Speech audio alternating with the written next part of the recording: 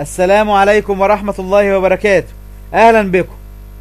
إن شاء الله هذه الحلقة هتكون بعنوان نقد العهد الجديد.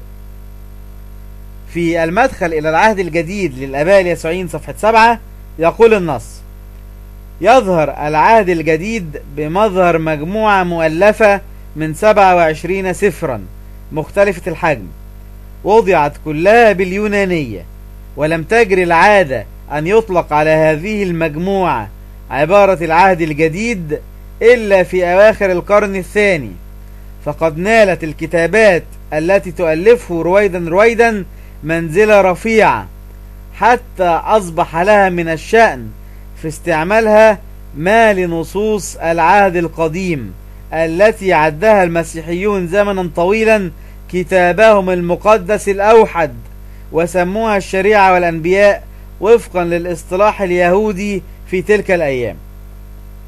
انتهى كلام المدخل إلى العهد الجديد للآباء اليسوعيين. يعني هذا كلام معناه أولا أن العهد الجديد يظهر بمظهر مجموعة مؤلفة، يعني هذا الكتاب كتاب مؤلف.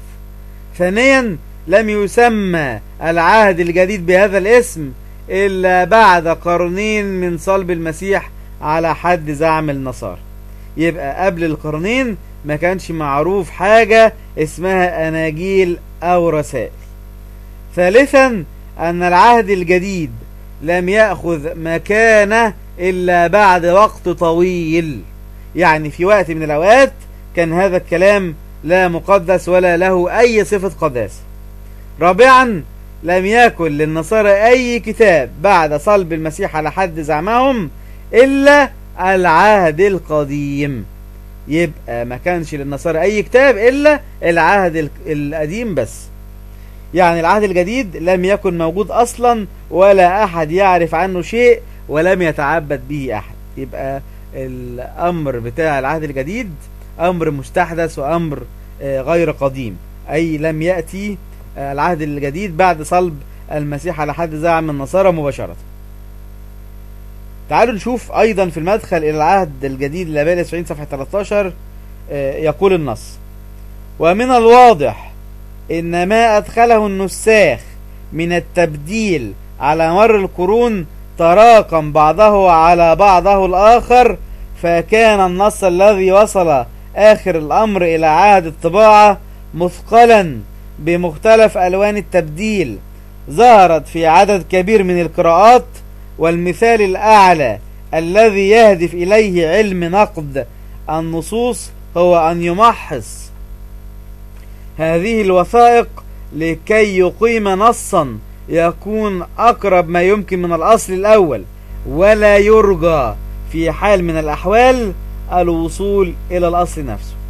انتهى كلام المدخل إلى العهد الجديد للآباء اليسوعيين.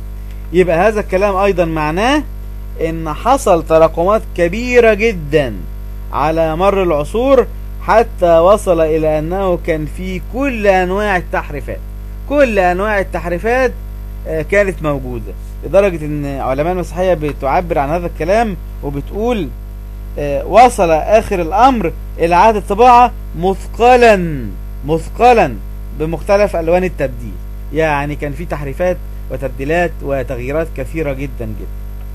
الأمر الآخر إن علماء النصارى عملوا علم اسمه علم نقد النصوص. هذا العلم هدفه استخراج نص قريب من النص قبل أن يتبدل وقبل أن يتم تحريفه.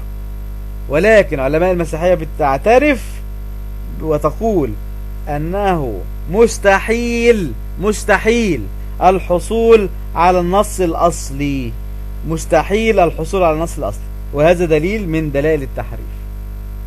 إن شاء الله نكون قد وفقنا في هذا العرض. نستودعكم الله، والسلام عليكم ورحمة الله وبركاته.